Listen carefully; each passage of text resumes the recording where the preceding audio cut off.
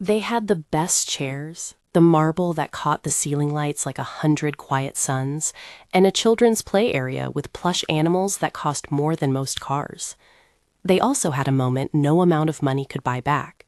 A 1-year-old in a red onesie went still in his father's arms, and the air in the lobby felt suddenly thin as glass. William Thornton sat as if he were a man carved in reserve.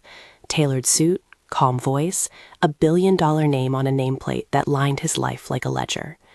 He watched the baby in his arms as any father would, minutely, reverently, until the baby stopped answering the world. For an instant, William's breath was a machine. The breath of everyone else in the lobby faltered with his. The monitors arrived with professionals, with clipped voices and practiced hands. Nurses asked questions like they were reading from a script the world rehearsed for emergencies. Dr. Carson moved through the crowd with a trained economy, eyes sharp, movements efficient. They worked in trained choreography, each of them a note in a score designed to keep life from cracking. Something was wrong that their training would not fix right away. Airway reflex, Dr. Carson said, low enough that only the team could hear, and then softer so the word could exist as explanation without becoming a lesson for strangers. Lock down. If we force it, we risk aspiration. The language was clinical and exact, and terrible in its implication. The best path was to be careful, even as time narrowed. Monitors whispered numbers, 97, 88, 80, then a harsher descent, 70, 68. The sound of beeps stretched longer. William's control, always measured, felt threadbare. He watched as professionals argued with seconds, balancing urgency against risk like knife edges. Around them, people in the lobby pressed forward, then fell back as if respecting some invisible boundary. Cameras, phones, raised like distant suns. The child's tiny limbs lay limp in his arms, and nothing about that softness prepared anyone for the noise that came next. His father's silence. A surgical quiet as if sound itself were forbidden. Across the polished tile, near a vending area where the glow of a soda machine turned a plastic cup green, a girl watched. Kesha Williams was 10 years old and 3 streets away from the hospital's world when she stepped into its lobby. Her shirt was faded, her jeans had a small tear at the knee.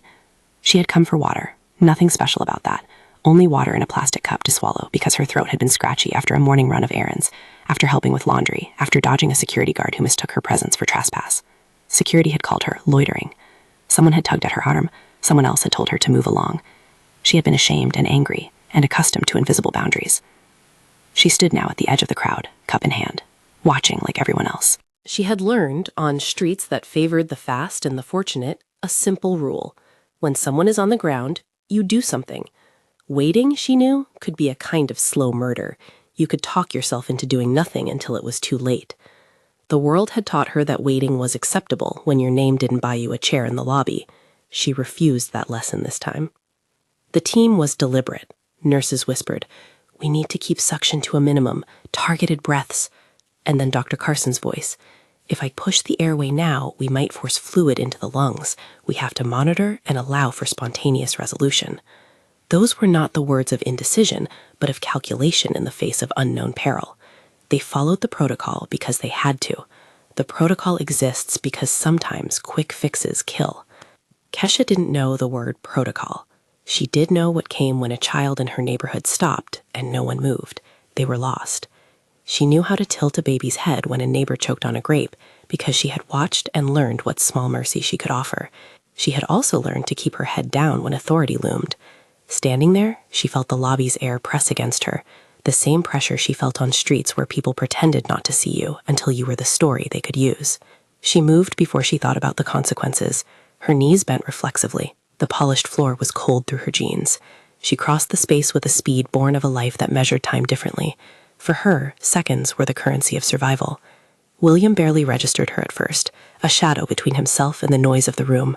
When she reached him, her hand did not tremble. She knelt and took the baby gently, like a player handling a fragile instrument. The green plastic cup in her hand was ordinary, cheap, scuffed, but in that instant it held the possibility of everything. She tilted the baby's head, an intuitive half-degree adjustment learned from watching, from helping, from necessity. She let a thin ribbon of water trace the baby's lips and chin, a trickle that might irritate or might do nothing at all. It was an impulsive move, not sanctioned by anyone in the room, and in the world that had trained Kesha to be invisible, it was an audacious defiance. There was an audible reaction, sudden and raw, a tiny gasp translated into a jolt, the body's ancient reflex refusing to give in. The baby convulsed, an instinctive, terrifying spasm, then coughed, a soft, wet sound that arrived like a miracle and like a punctuation. His chest rose. The monitor stuttered and then climbed, numbers shifting from red to steady green, as if the room's rhythm returned to itself. Silence fell differently after that. The alarm's edge dulled, the breaths in the lobby returning to ordinary measures. William felt his limbs return as if someone had loosened strings too tightly. He had the child to his chest again, living, crying in a way that broke and healed the air at once. The immediate shock gave way to the institutional aftersong. Security moved in. They had seen a girl hovering where she shouldn't have been, and now they saw potential interference. Their footsteps were uniform, practiced. Protocol dictated that anyone who touched a patient without authorization had to be detained. They were not cruel. There is a world where rules are shelter, but they were mechanical. Kesha's hands were still damp from the cup. She didn't understand why she was suddenly the subject of attention, except that she had stepped into a space where her presence was not permitted. Her chest rose and fell like everyone else's, but smaller, held forward. "Hey," one guard barked, tone sharpened more by training than by malice. "You moved the patient. You touched him. You can't." William looked up at them. For the first time, something unspooled in him that wealth had kept tightly coiled. Shame, an ache like a distant engine grinding. He felt the weight of all the ways his world had been built to keep everyone else out. He saw the girl, not as an intrusion, but as what she had been in his arms a moment ago, the savior of his son. "She didn't break anything," William said. The word surprised him. His voice carried the heft of someone used to making decisions with a pen rather than with a pulse. He rose half standing, his suit jacket folding like a flag. He put himself between the guards and Kesha with the reflexive authority of a man who had learned that protection can be a currency as strong as money. "She saved my child," he added, quieter this time, as if the truth needed to be spoken plainly to land. There was a shift in the room at that sentence. Security paused, not because their training didn't apply, but because the father they recognized had rewritten the situation with a single declarative line. Dr. Carson's jaw softened in the way professionals' faces do after they have looked into a thread and found the human shape of it. "She did take an action," Dr. Carson said, voice steady. "It wasn't according to protocol. It worked this time. We will need to document it and ensure there are no complications. But right now, she's a witness and a possible patient. We treat everyone." That last line felt like a promise of neutral ground in a space that had briefly become a battlefield between rules and immediacy. They wrapped Kesha in a blanket instead of handcuffs. A nurse offered a small paper cup of water to steady her hands. Someone found a chair and set it beneath her knees. People who had been minutes before too busy to notice her now brought her a juice box like a coronation. It was a strange exchange. The girl who had been chased for being too visible was suddenly made visible because of what she did. William sat with the baby, now quiet in his lap. Tears that had no place in his past life, where appointments and meetings had been the cadence of success, leaked from the corners of his eyes. He kept watching Kesha over the child's crown. The shame did not let him fix it with money. It sat in the hollow of him with the heavy clarity of a lesson learned too late.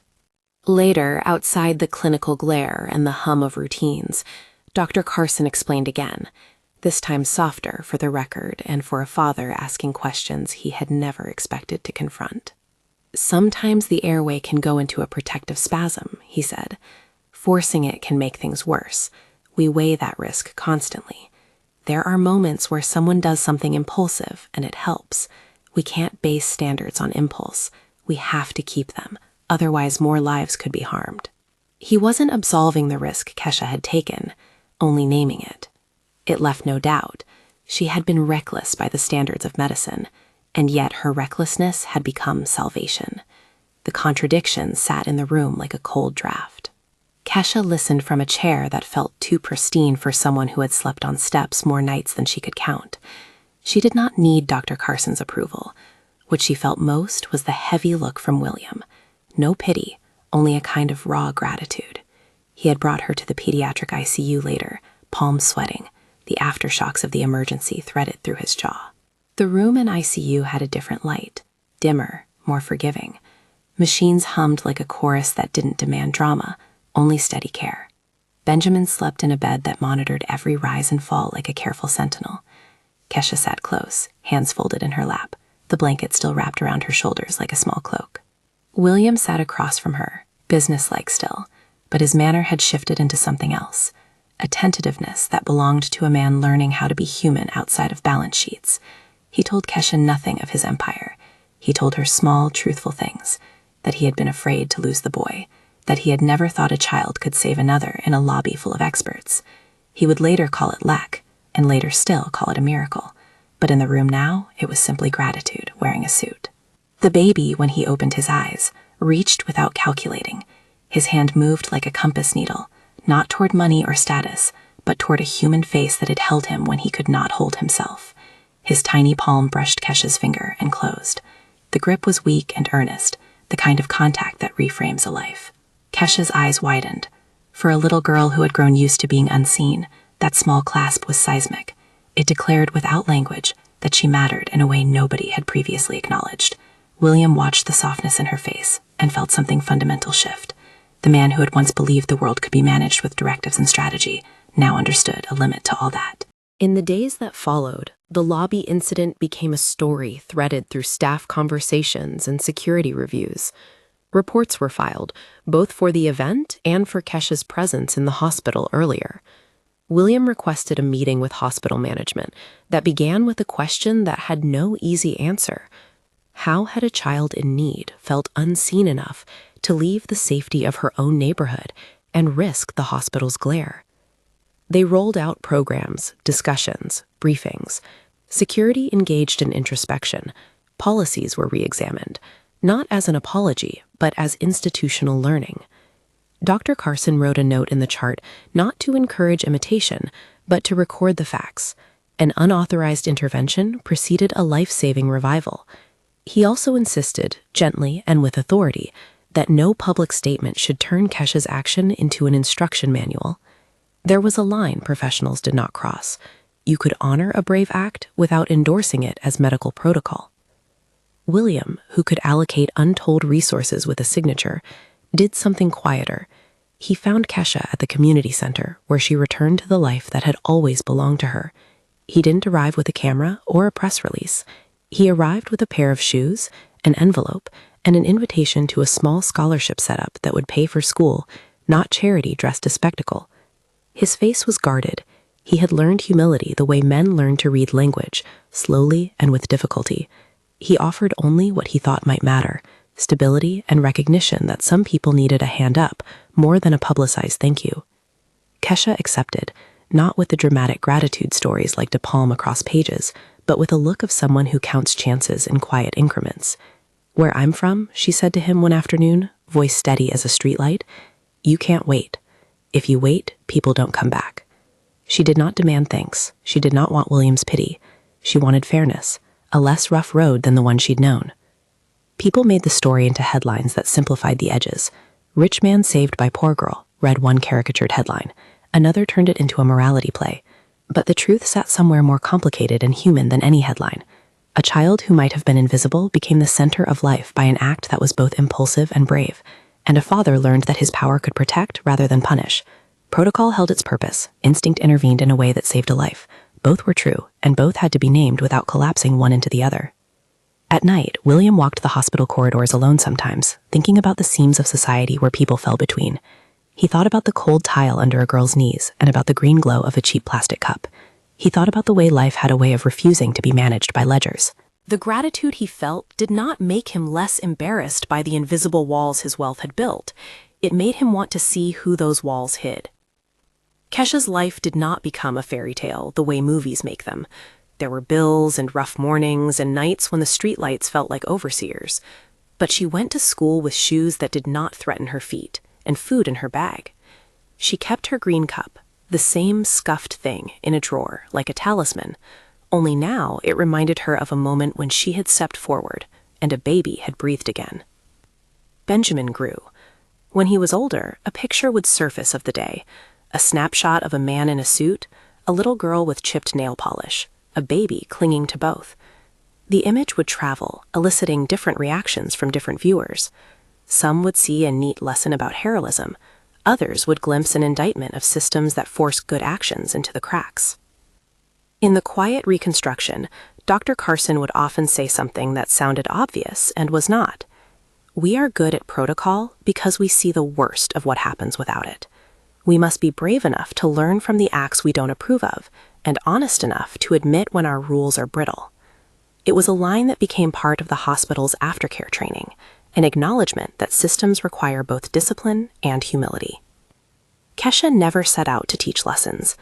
She walked the neighborhood with the same feet as before, but there was a small steadiness in her step, something like someone who had been named by an event into the possibility of a different story. She declined to let herself be used as a symbol. She learned to take help and to keep her dignity. She did not accept heroism as currency. She accepted the ordinary help that made daily life manageable. The day William walked into the community center to speak casually about educational opportunities, he watched Kesha from across the room. The baby who had stopped breathing was now a child who played on the floor nearby, tugging at her sleeve in the way children do when they sense a familiar face. He watched them, the boy and the girl, and understood that what had happened in the lobby had remade his sense of what mattered. He had been spared a loss, and what shaped him most was not that his son lived, but that someone who had been ignored had been crucial. "She saved my son," he once told a reporter in an interview that he insisted remain unembellished. "And I had to learn to say thank you in a way that changed things for her, not just for me." The image of the green plastic cup, the polished marble, the sound of monitors climbing from death back into life held. It held because it was messy and real. Rules and recklessness, medicine and mercy, wealth and want, all colliding in a moment that refused to be scripted. Not everyone in that lobby saw a savior when she knelt. Many saw a problem. Some saw a risk.